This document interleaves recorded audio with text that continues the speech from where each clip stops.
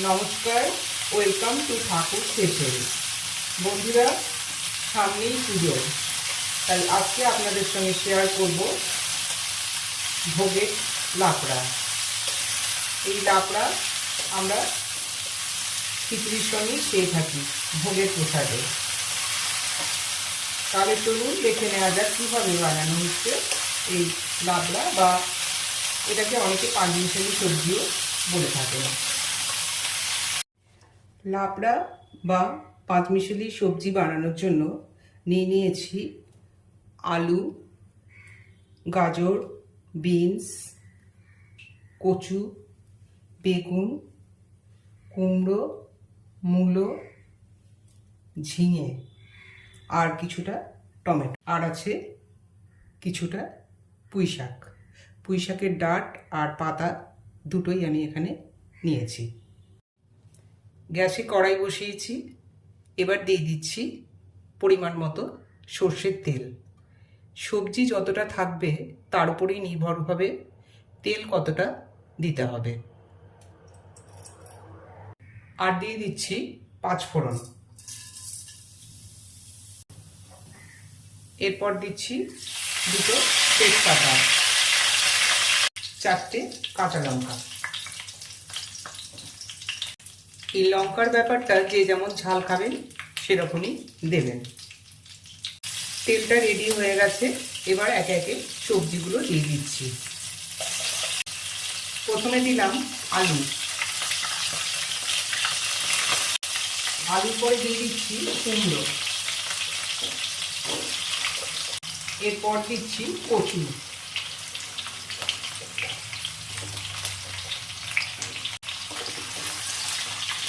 এই সবজিগুলো একটু ভাজা ভাজা হয়ে এলে বাকি সবজিগুলো তারপরে দিয়ে দেব। সবজিগুলো একটু ভাজা ভাজা হয়ে গেছে। এবার এর মধ্যে দিয়ে দিচ্ছি বাকি সবজিগুলো।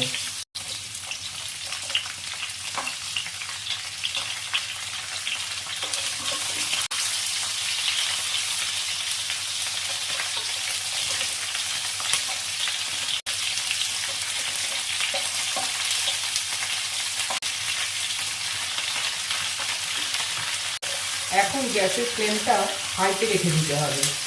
এবার এর মধ্যে দিয়ে দিচ্ছি কিছু মশলা। এই লাবড়ার সবজি যত ভালো করে নাড়া হবে ততই এর টেস্ট ভালো হবে। একটা চামচ নুন, একটা চামচ হলুদ, ধনে গুঁড়ো একটা চামচ, জিরে গুঁড়ো একটা চামচ, কাশ্মীরি লঙ্কার গুঁড়ো একটা চামচ। এই মশলাগুলো দেওয়ার পর ভালোভাবে সবজিগুলো নাড়িয়ে নিতে হবে। এবার দেব 2 চা চামচ থেতো করা আদা। এবার দিয়ে দিচ্ছি পুঁই শাক।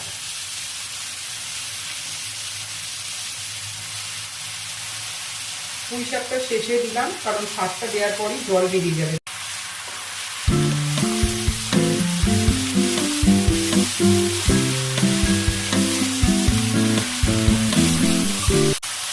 পুঁই শাকটা দেওয়ার পরও সবজিগুলো একটু ভালো করে কষিয়ে নেব।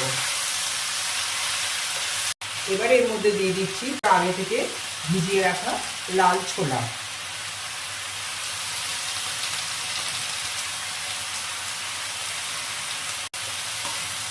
এই পাঁচমিশালি সবজির মধ্যে বড়িও ব্যবহার করতে পারেন। আমি এখানে বড়ি দিইনি, কিন্তু চাইলে বড়িও দিতে পারেন। সবজিটা মোটামুটি কষানো হয়ে গেছে। এবার এটা ঢাকা দিয়ে দেবো সিদ্ধ হওয়ার জন্য। আর এর মধ্যে কোনো জল আমি দেবো না। শাক এবং সবজি থেকে প্রচুর জল বেরোবে, সেই জলেই কিন্তু সিদ্ধ হয়ে যাবে।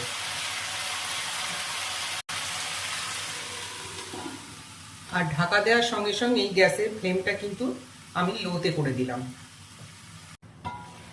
5 মিনিট পরে ঢাকাটা খুলে দেখছি সব সবজি খুব ভালো সিদ্ধ হয়ে গেছে। এবার এর মধ্যে দিয়ে দিচ্ছি 2 চা চামচ চিনি। কারণ লাবড়ার স্বাদ কিন্তু একটু মিষ্টি মিষ্টিই হয়। আর দিয়ে দিচ্ছি একটা ভাজা মশলা। এই ভাজা মশলার মধ্যে আছে কালো সর্ষে, সাদা জিরে আর শুকনো লঙ্কা।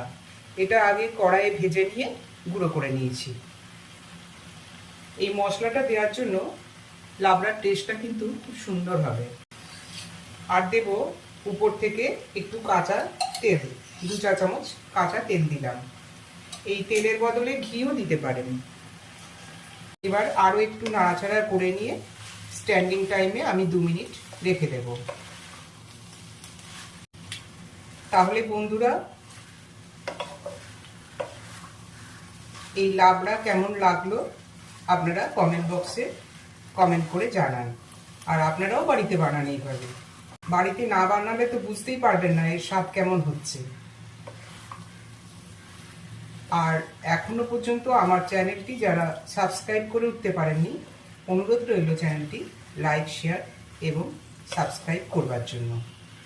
এখন আবার 2 মিনিট আমি ঢাকা দিয়ে দিলাম। 2 মিনিট হয়ে গেছে। এবার ঢাকাটা খুলে আরও একবার এটা নাড়িয়ে নেব। গ্যাস অফ করে দিলাম। লাবড়া একদম রেডি হয়ে গেছে। এবার এটা প্লেটে পরিবেশন করে দেব।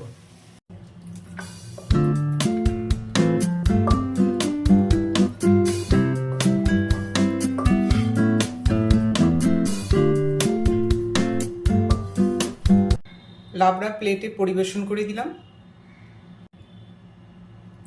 তাহলে বন্ধুরা, আজকের মতো এই পর্যন্তই। দেখা হবে আবার অন্য পর্বে অন্য রেসিপি নিয়ে। নমস্কার।